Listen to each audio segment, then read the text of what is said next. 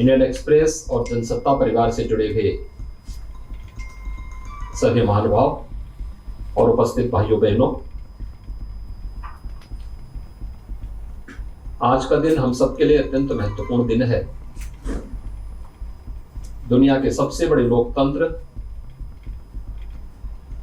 और लोकतंत्र की जननी कही जाने वाले भारत की दृष्टि से 48 वर्ष पूर्व जिस लोकतंत्र के गले को घोंटने का प्रयास हुआ था, उस समय अपनी पूरी जिम्मेदारी के साथ सब कुछ दांव पे लगा करके न केवल मीडिया की स्वतंत्रता के लिए बल्कि लोकतंत्र को बचाने के लिए जिस महापुरुष ने मीडिया जगत से सर्वाधिक योगदान दिया था, वो नाम था स्वर्गीय रामनाथ गोयनका जी का। और आज मेरे लिए यह अत्यंत गौरव का विषय है कि उत्तर प्रदेश की आर्थिक राजधानी कही जाने वाली नोएडा में स्वर्गीय रामनाथ गोयनका जी के नाम पर इस मार्ग का शुभारंभ करने का अवसर मुझे प्राप्त हुआ है। मैं इस अवसर पर उन सभी लोकतंत्र सेनानियों को, जिन्होंने लोकतंत्र को बचाने के लिए अपनी आहुति दी, अपना बलिदान दिया, स्वर्गीय रामनाथ गोयनका जी को और उन सभी लोकतंत्र सेनानियों को नमन करते हुए अपनी विनम्र श्रद्धांजलि अर्पित करता हूं। मित्रों, स्वर्गीय रामनाथ गोयनका यह मीडिया जगत का एक चमकता हुआ ध्रुव तारा है।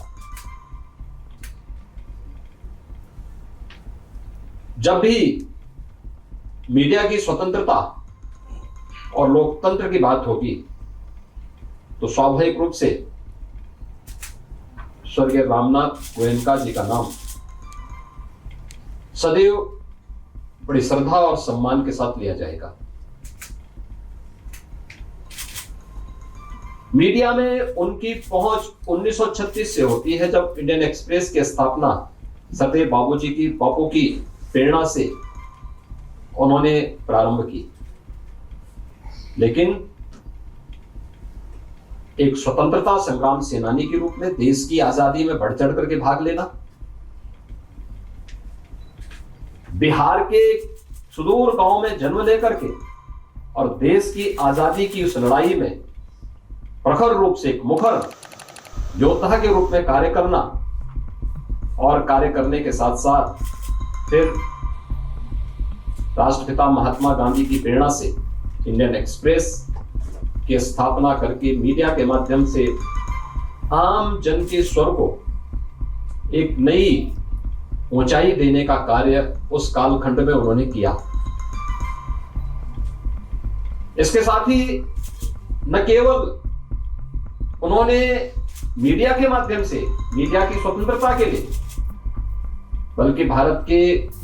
लोकतंत्र की दिशा से चुनाव लड़ करके भी देश के संसद में जाकर के इस आवाज को और मुखरता प्रदान की। मेरे लिए आज का दिन महत्वपूर्ण है कि देश की आबादी के सबसे बड़े राज्य उत्तर प्रदेश में लोकतंत्र के खिलाफ जो षड्यंत्र हो रहे थे, उन षड्यंत्रों को रोकने के लिए जो आवाज मुखर हुई थी, उसमें उत्तर प्रदेश की एक बड़ी भूमिका थी। और उत्तर प्रदेश की इस भूमिका की वजह से 25 जून 1975 का दिन लोकतांत्रिक भारत के लिए काला अध्याय के रूप में जाना जाता है। लेकिन उस दौरान भारत ने उन लोगों के संघर्षों को, उनके त्याग को देखा है, जिन्होंने अपना सब कुछ दांव पे लगा करके लोकतंत्र को बचाने के लिए और मीडिया की स्वतंत्रता के लिए किसी भी हद तक जाकर के लड़ने का एक जज्बा उस दौरान देखने को मिला था। मेरे लिए लोकतंत्र को बचाने के लिए स्वर्गीय रामनाथ गोयनका जी के द्वारा किए गए योगदान तो हम सबके लिए प्रेरणादायी है ही, लेकिन आज का दिन इसलिए भी महत्वपूर्ण है कि गोयनका परिवार लोकतंत्र को बचाने के लिए अपना योगदान किया, मीडिया को एक स्वच्छ और शुचितापूर्ण मीडिया की भूमिका किस रूप में होनी चाहिए वह मानक उन्होंने अपनी स्थापना काल से पूरी मजबूती के साथ गढ़ने के कार्य किए। साथ साथ जिस राष्ट्रवादी मिशन के साथ हम सब जुड़े हैं, स्वर्गीय रामनाथ गोयनका जी का भी उस मिशन के साथ जुड़ाव रहा, यह भी हमारे लिए महत्वपूर्ण है ही। और साथ साथ ये भी, यह भी आपने देखा होगा कि गोरखपुर में Gandhi peace prize Gita press Gorakhpur को प्राप्त हुआ है। गीता प्रेस स्वर्गीय जयदयाल गोयनका जी ने 1923 में अपने कुछ सहयोगियों के साथ गोरखपुर में स्थापित की थी और गीता के प्रकाशन को मासिक पत्रिका कल्याण के माध्यम से, विभिन्न धार्मिक साहित्यों के माध्यम से, भारत की जो विरासत से जुड़ी हुई वैदिक साहित्य है, गीता है, रामायण है और अन्य साहित्य को बेहतरीन संपादकीय कार्यक्रमों के माध्यम से और कल्याण के माध्यम से